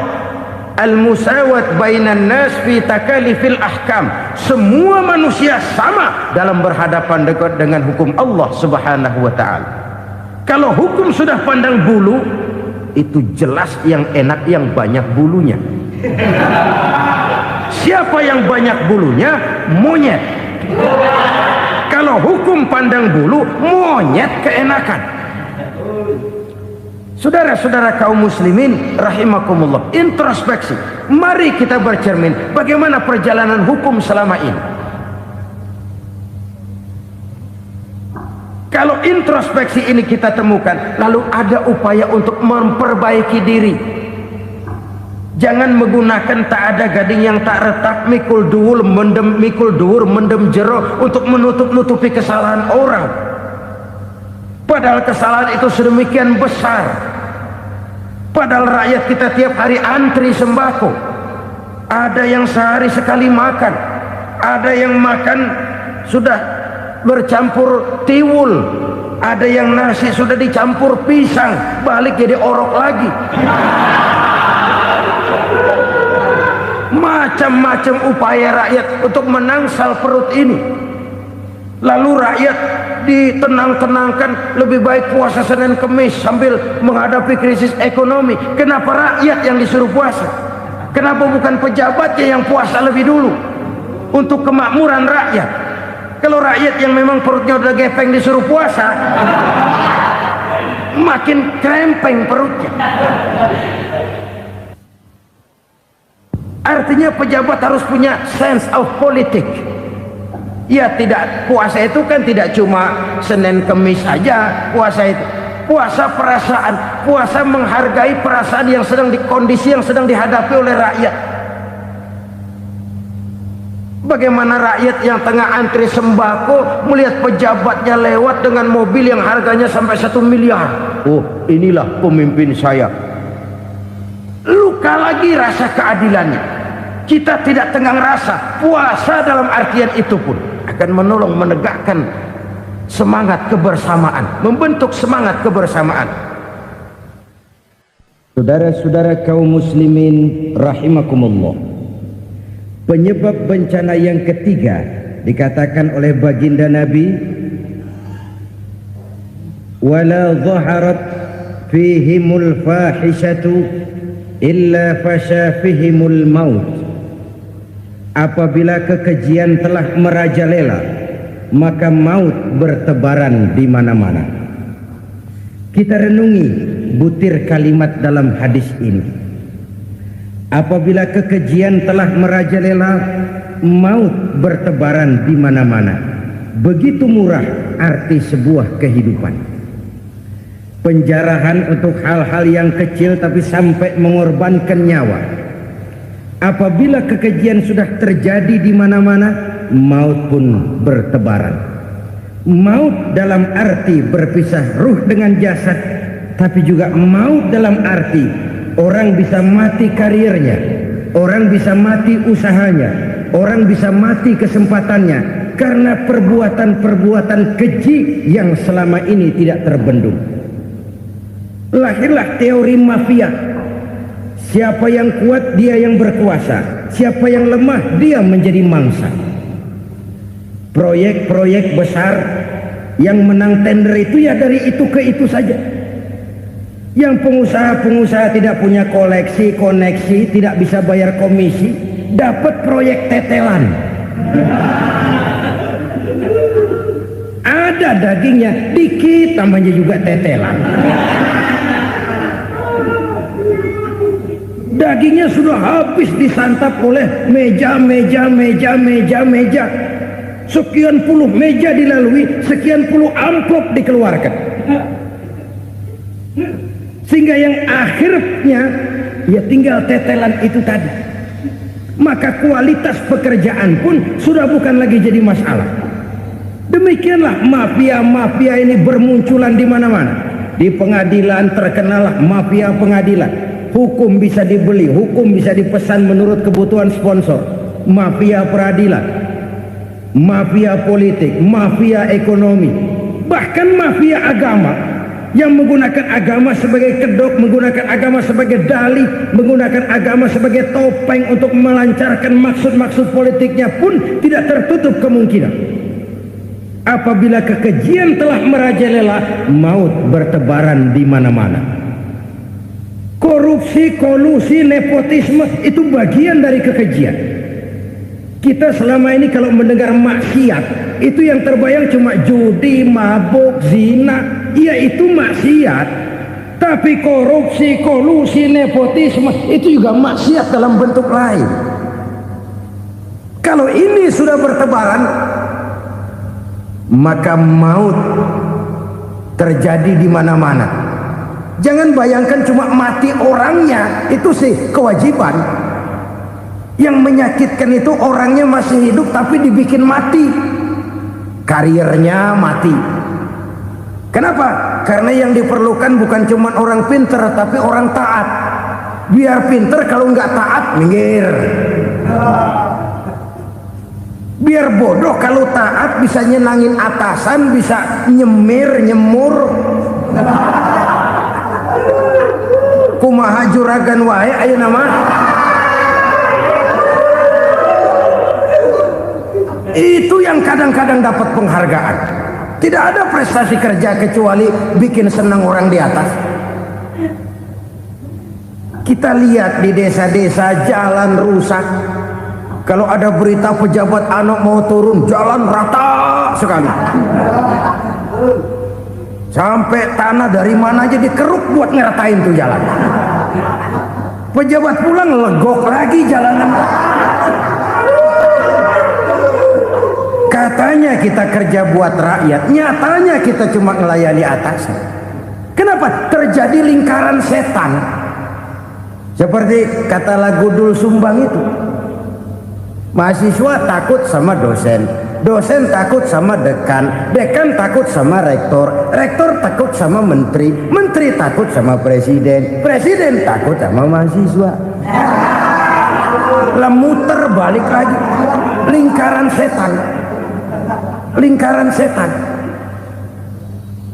Saudara-saudara kaum muslimin rahimakumullah, kekejian yang merajalela, praktek-praktek mafia yang tertuang dalam kehidupan sehari-hari menyebabkan orang mati karirnya, jasad masih hidup, karir mati, itu menyakitkan.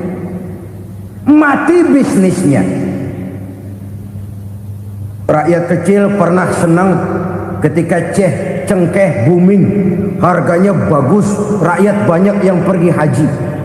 Lalu mau ditata, lahir tata niaga cengkeh, malah amburadul. Harga cengkeh jatuh, petani cengkeh kecil menjerit. Siapa yang untung? Segelintir orang. Masihkah kita pakai atas nama rakyat untuk kepentingan nasional, padahal yang nyanyi cuma segelintir orang? Masihkah kita mau bohongi rakyat ini dengan mobil nasional tapi bikinan Korea? Masihkah kita mau bermain verbalisme, bermain kata? Ini sebuah masa lalu yang tidak perlu terulang lagi untuk masa-masa yang akan datang. Kekejian merajalela, orang mati karir, bisa mati usaha, mati bisnis. Usahanya maju, dirangkul, hancur. Usahanya maju, dipukul, hancur, tenggelam. Bahkan yang memilukan dan memalukan badan-badan usaha milik negara itu dikebiri sedemikian rupa sehingga tidak menghasilkan hal-hal yang bermanfaat buat negara. Saudara-saudara kaum muslimin rahimakumullah, kalau nafsu yang sudah mengatur itu semua, maka kekejian pun merajalela. Orang sudah pakai teori mafia, yang kuat dia yang menang, yang kuat dia yang berkuasa, yang lemah silakan minggir di sudut-sudut kehidupan. Kalau kekejian seperti ini merajalela, maut bertebaran di mana-mana. Banyak orang mati karirnya, banyak orang mati usahanya, banyak orang mati imajinasinya. Sekarang ini dalam dunia seni yang banyak karyawan seni, bukan seniman. Seniman itu kan dilahirkan, lain seniman, lain karyawan seni. Sekarang yang banyak karyawan seni, bukan seniman. Mati karir, mati imajinasi, mati improvisasi, sehingga kehidupan persis sinetron. Sinetron itu yang kita lihat rumah mewah, yang kita lihat rumah bagus. Gak pernah kita lihat di sinetron kita ini rakyat antri sembako. Kita dijejali hal-hal yang indah, yang wah, yang membuat kita tenggelam dalam gaya hidup instan, tenggelam dalam gaya hidup wah. Kita lupa dengan realitas keseharian di tengah-tengah masyarakat kita. Lahirlah kelompok-kelompok selebritis, dibesarkan oleh berbagai media. Selebritis pilek aja masuk koran, pilek.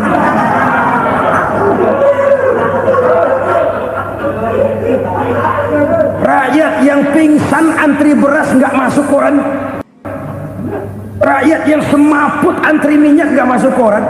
Selebritis panok masuk koran.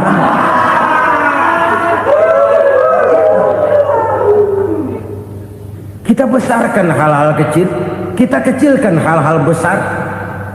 Kenapa? Kita mengejar oplah, kita profit oriented, tidak lagi berorientasi kepada realitas hidup yang kita hadapi ini.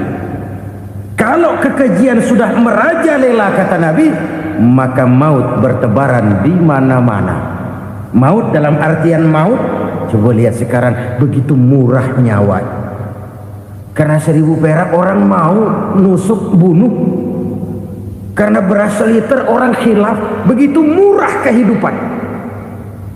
Tapi kekejian dalam bentuk korupsi, kolusi, nepotisme, kekejian dalam bentuk itu mematikan karier, mematikan bisnis, mematikan imajinasi, mematikan kreativitas. Itu juga maut dalam bentuk lain akibat kekejaman lain. Ini penyebab yang ketiga. Yang keempat, penyebab bencana menurut baginda Rasul, wala tuffiful mikyala illa muni'un nabat. Apabila timbangan sudah dicurangi, maka tercegahlah tumbuh-tumbuhan. Apabila timbangan sudah mulai curang, maka terjadilah musim paceklik. Apabila bisnis sudah bergaya mafia tadi itu, kecurangan-kecurangan terjadi, tender di balik pintu, yang dimenangkan cuma kelompok-kelompok yang bisa memberikan presentasi yang besar, muni'un nabat, terjadilah paceklik. Paceklik, panen gagal, wereng ya wereng, kemarau panjang it's okay, air sulit iya, tetapi kan semua itu ada yang ngatur.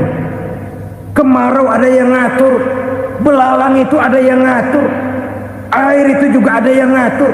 Yang ngatur itu yang serba maha. Kalau ia murka melihat kecurangan timbangan, Allah itu kalau murka kan gampang saja, tinggal komandoin balang, lang hancurin tuh sawah. Konvoy belalang, konvoy. Allah tinggal ngutik angin El Nino, mampir lo ke Indonesia. Hujan gak turun-turun, kemarau panjang. Jadi kalau musim kemarau kan namanya anginnya El Nino. Kalau musim hujan anginnya namanya La Nina. Cakep namanya, kejem orangnya. Saudara lihat Cina sekarang sedang kena La Nina, banjir besar, ribuan orang meninggal. Dia mah ribuan mati kagak berasa, rakyatnya miliaran. Bangladesh lagi ngalami La Nina, India lagi ngalami La Nina. Angin, hujan, kemarau, belalang itu kan ada yang ngendaliin. Kuncinya bukan di belalangnya, kuncinya bukan di peredaran matahari berputar, kuncinya di atas yang mengatur semua itu.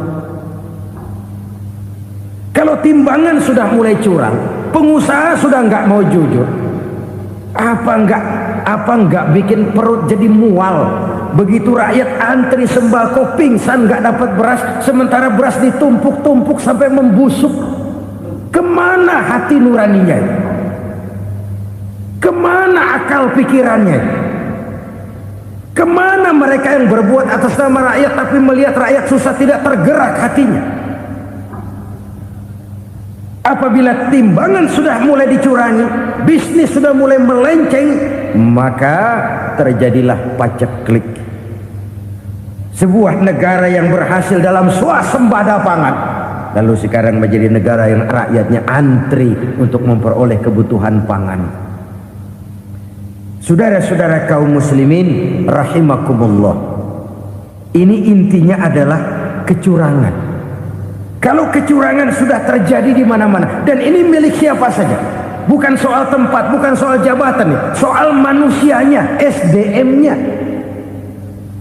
Kecurangan tidak cuma terjadi di kantor, di masjid bisa terjadi kecurangan. Korupsi tidak hanya bisa terjadi di kantor, di madrasah bisa ada korupsi. Faktor manusianya, ini soal SDM. Kecurangan yang besar tentu besar lagi kerugiannya. Kecurangan yang kecil, kecurangan sehari-hari, pedagang-pedagang kecil ngurangi timbangan, barang yang buruk dikatakan baik, yang baik dikatakan buruk, itu merugikan perorangan. Kecurangan yang besar merugikan bangsa dalam bentuk total, dalam bentuk seutuhnya. Nah, kecurangan-kecurangan seperti ini rakyat kan lihat, rakyat kan tahu, dan itu kembali terakumulasi di sini, pegel. Dan jangan lupa, rakyat yang nggak ngomong itu, rakyat yang nggak bersuara itu, batinnya menjerit, jeritannya menggoncang aras, dan itu didengar Allah. Yadullah fauqal jamaah, kata Nabi. Tangan Tuhan di atas orang banyak. Jeritan hati rakyat menggoncang aras. Rakyat yang terlalu banyak dizolim, rakyat yang terlalu banyak dirugikan, ya rakyat yang terlalu banyak di atas namakan, menjerit batinnya, menggoncang aras, dan Allah bisa menggerakkan apa saja untuk membuat satu situasi. Allah bisa menggerakkan apa saja untuk membuat satu situasi. Saudara-saudara kaum muslimin rahimakumullah, ini faktor yang ketiga, timbulnya kecurangan. Faktor yang keempat maksud saya. Yang kelima, penyebab timbulnya bencana menurut baginda Nabi, wala muni'uz zakat wala muni'uz zakat illa hubbisa anhumul qatru. Apabila zakat enggan dibayar, maka tercegahlah qatrun. Qatrun ini kalau bahasa kita sembako. Maka tercegahlah kebutuhan-kebutuhan yang kita perlukan. Ini, kita tidak meragukan bahwa yang kita tuju adalah masyarakat yang adil dalam kemakmuran dan makmur dalam keadilan. Nah, antara kemakmuran dan keadilan ini memang sering tidak bisa berjalan seiring. Pada saat kemakmuran kita kejar, ekonomi kita pacu, ada nilai-nilai keadilan yang tertinggal. Pada saat nilai keadilan kita tegakkan benar-benar, ada unsur-unsur kemakmuran yang terabaikan. Oke, kita bisa mengatakan kasus. Oke, kita bisa mengatakan itu sebagian kecil. Tapi kalau sebagian kecil, lama-lama kan jadi sebagian besar. Oke, kita mengejar kemakmuran. Pertanyaannya, kemakmuran untuk siapa? Oke, kita berikan kelompok tertentu kue yang besar dengan harapan nanti dia bagiin kuenya kepada yang kecil-kecil. Tapi kenyataan, mereka yang dapat kue besar akhirnya malah lupa diri dan lupa daratan. Mau makin besar, malah memeras yang kecil-kecil ini. Sekarang kan yang kecil modali yang besar. Ramai-ramai buka bank, ternyata kamuflase. Uang banknya untuk kredit perusahaannya sendiri. Nasabahnya rakyat kecil. Artinya apa? Rakyat kecil disuruh modalin orang yang udah gede. Ini kan sumber geledek urusan.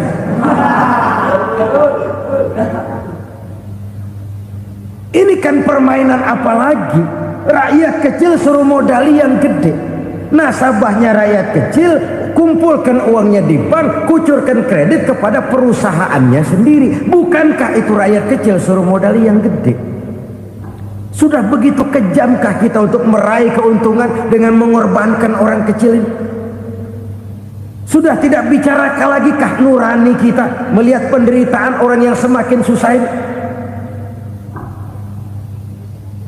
Kalau zakat enggan dibayar, padahal zakat 2,5% saja, 2,5% saja. Kalau itu pun enggan, kalau zakat saja enggan, bagaimana pula yang namanya sedekah? Bagaimana pula yang namanya infak? Bagaimana pula yang namanya santunan, bantuan? Kadang-kadang lipstick nyumbang si nyumbang, cuman nyolongnya lebih gede. Ini namanya sumbangan lipstick. Buat lipstick itu kan buat ngumpetin bibir pucat. Itu fungsi utama lipstick. Buat ngumpetin korupsinya, nyumbang kegiatan-kegiatan sosial. Tapi yang dia korup lebih gede dari yang dia sumbangin. Lipstick kamuflase. Nepu kata anak sekarang.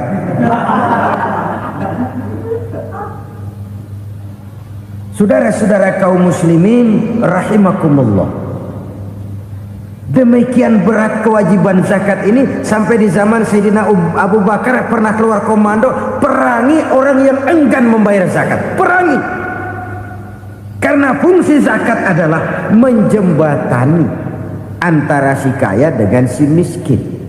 Bahwa ada kemiskinan itu Qur'ani. Allah menyatakan, aku melebihkan rezeki sebagian kamu dari yang lain. Ini kan kesenjangan. Allah melebihkan rezeki sebagian kamu dari yang lain. Ada itu. Tetapi itu berjalan secara nature. Nah, kalau direkayasa, yang kaya semakin kaya, yang miskin semakin terpuruk, yang sudah besar dapat proyek besar, yang kecil dapat tetelan. Ini kan rekayasa namanya. Kesenjangan yang direkayasa ini yang kita harus kikis.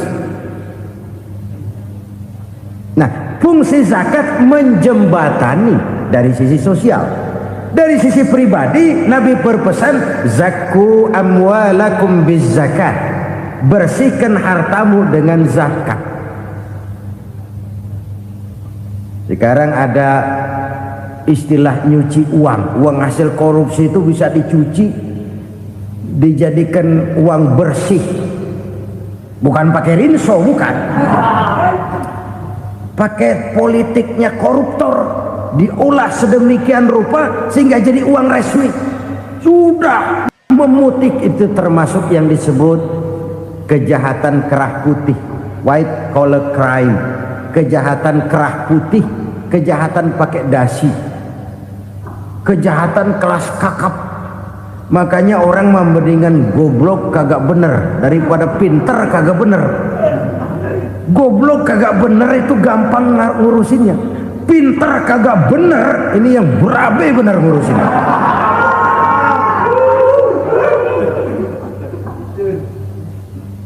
Kita bukan cuma perlu orang pinter kok di zaman sekarang. Kita perlu orang-orang bener yang punya komitmen, yang sesuai kata dan perbuatan, yang bisa merasakan apa yang dirasakan oleh rakyat, yang punya sense of politik yang tinggi, yang peka, yang penuh keterbukaan, yang punya wawasan dan pandangan jauh ke depan. Dari sisi pribadi, zakat itu membersihkan harta kita.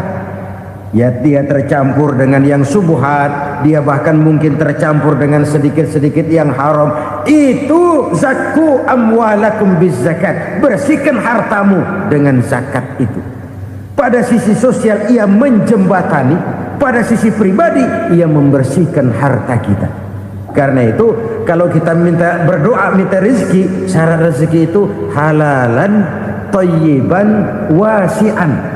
Nggak pernah kurang dari 3 itu. Halal, bagus, banyak.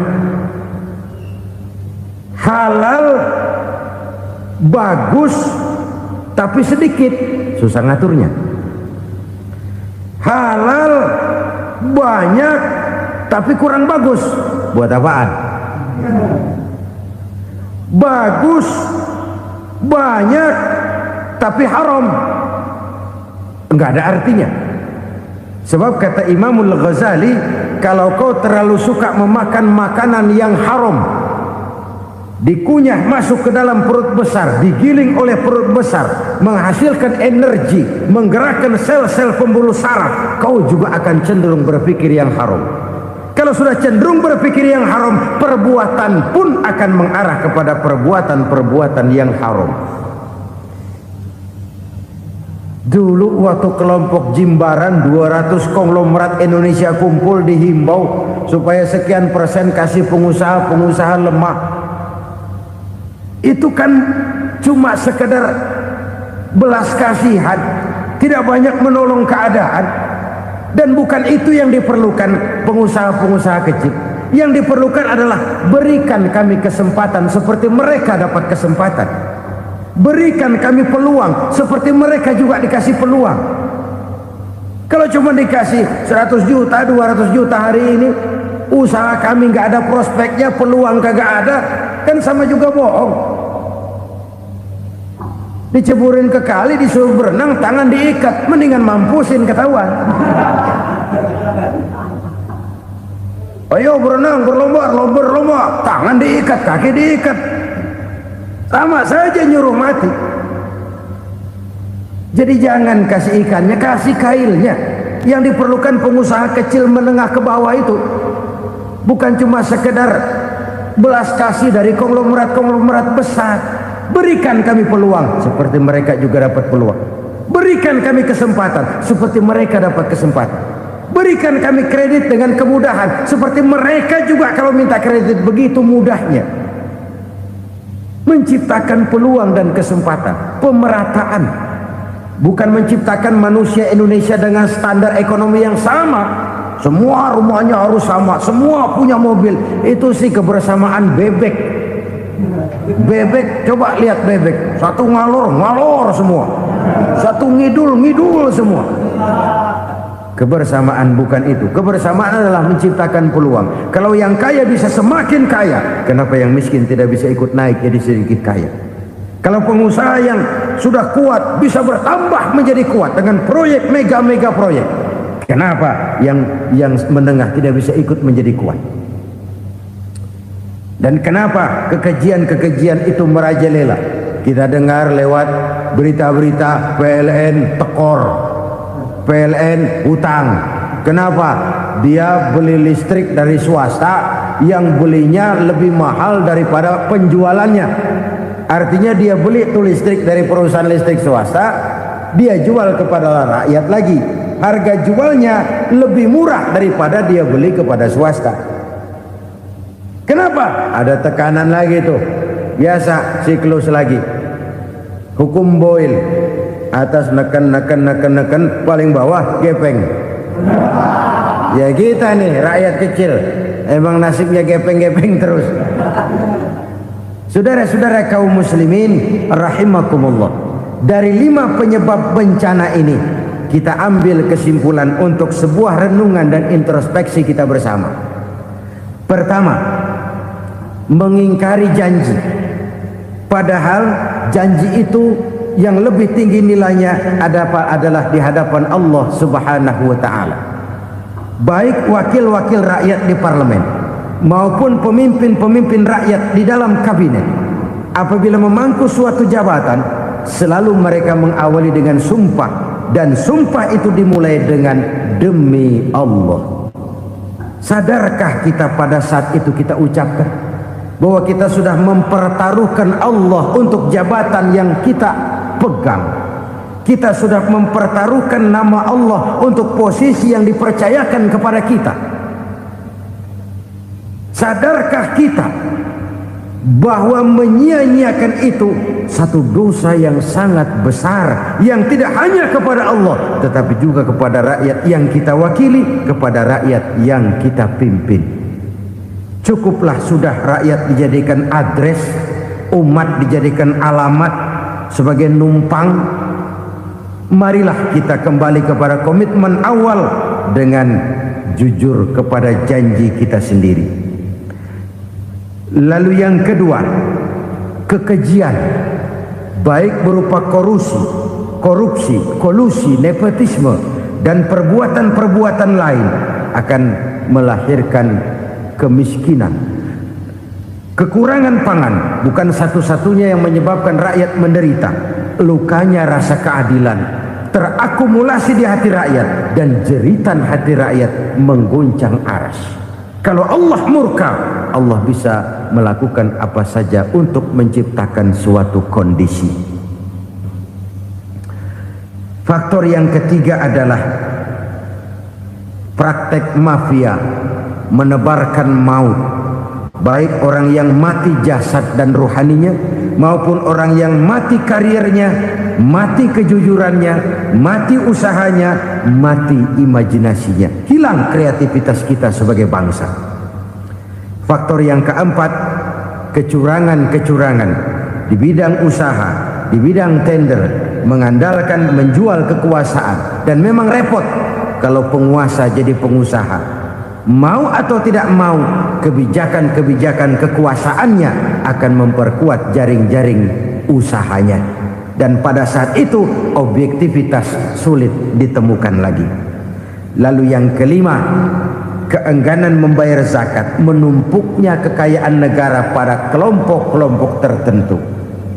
Ini akan melahirkan paceklik yang berkepanjangan.